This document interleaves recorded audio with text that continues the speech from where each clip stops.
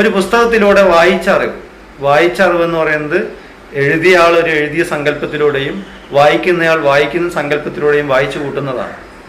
എഴുതിയ ആളുടെ അതേ സങ്കല്പത്തിലല്ല എന്ത് ചെയ്യുന്നത്, വായിക്കുന്നയാൾ വായിക്കുന്നത്. അപ്പൊ അവിടെ എന്ത് സംഭവിക്കുന്നു ചോദിച്ചു കഴിഞ്ഞാൽ, എഴുതിയ ആളുടെ സങ്കല്പത്തിലും വായിക്കുന്നയാളുടെ സങ്കല്പത്തിലും വരുമ്പോൾ അവിടെ യഥാർത്ഥ അറിവ് എന്ത് ചെയ്യുന്നില്ല, രൂപപ്പെടുന്നില്ല. ഇത് മറ്റൊരാൾക്ക് പറഞ്ഞു കൊടുക്കുമ്പോൾ കേൾക്കുന്ന ആളുടെ ഇഷ്ടത്തിനാണ് മനസ്സിലാക്കുക എന്നുള്ളതും കൂടിയുണ്ട്. അപ്പൊ അവിടെ എന്ത് സംഭവിക്കുന്നു, സ്വാഭാവികത അല്ലെങ്കിൽ അതിന്റെ യഥാർത്ഥ സത്യം വരുന്നില്ല.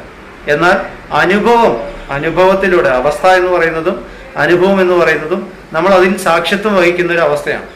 സോ നമ്മൾക്ക് അവിടെ നമ്മുടേതായ ബോധ്യം ഉണ്ടാവും. നമ്മുടേതായ ബോധ്യം നമ്മൾ വിവരിക്കുമ്പോൾ അത് കേൾക്കുന്നവൻ എന്തല്ല, ഒരിക്കലും അറിവല്ല, കേൾക്കുന്നവൻ ഇൻഫർമേഷനാണ്. അനുഭവിച്ചവൻ അത് ജ്ഞാനവും, അത് മറ്റൊരാൾക്ക് പകർന്നു കൊടുക്കുമ്പോൾ അത് അയാൾക്ക് വിവരം മാത്രമേ ഉള്ളൂ. പിന്നീട് അയാൾ അത് അനുഭവത്തിൽ വരുമ്പോൾ മാത്രമാണ് എന്ത് സംഭവിക്കുക, ജ്ഞാനമായി മാറുക. ചുരുക്കി പറഞ്ഞാൽ ഞാൻ ഇവിടെ പറയുന്നതൊന്നും നിങ്ങൾ എന്ത് ചെയ്യരുത്, അതേപടി വിശ്വസിക്കരുത്. ക്ലിയർ? ഞാൻ എന്താണോ പറയുന്നത് അതിന് നിങ്ങൾ ഒരിക്കലും വിശ്വസിക്കരുത്, പക്ഷെ പൂർണ്ണമായും തള്ളിക്കളയരുത്. കാരണം എൻ്റെ അനുഭവത്തിൽ നിന്ന് വരുന്ന സത്യങ്ങൾക്ക് നിങ്ങളുടെ ജീവിതത്തിലെ സത്യങ്ങളെ കാണിച്ചു തരാൻ ഒരു സാധ്യതയുണ്ട്. ആ സാധ്യതയെ തള്ളിക്കളയാതിരിക്കാൻ വേണ്ടിയാണ് ഈ പറയുന്നത്.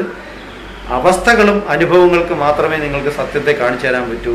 ഇനി എത്ര വലിയ ഗുരു ആയിക്കോട്ടെ, എത്ര വലിയ ആത്മീയാചാര്യനായിക്കോട്ടെ, എത്ര വലിയ ശാസ്ത്രജ്ഞനായിക്കോട്ടെ, പറയുന്ന കാര്യങ്ങളെ തൊണ്ട തൊടാതെ വിഴുങ്ങരുത്. പകരം അതിന് നമ്മുടെ ജീവിത യാഥാർത്ഥ്യങ്ങളുമായി താരതമ്യം ചെയ്ത് ബോധ്യപ്പെടുമ്പോൾ മാത്രമാണ് അതിന് സത്യം എന്ന് പറയുക. അതുവരെയും അതൊരു ഇൻഫർമേഷൻ എന്നുള്ള രീതിയിൽ അതിനെ കൊണ്ടു നടക്കാം എന്നുള്ളതല്ലാതെ അതിൽ അഹങ്കരിക്കാൻ പാടില്ല.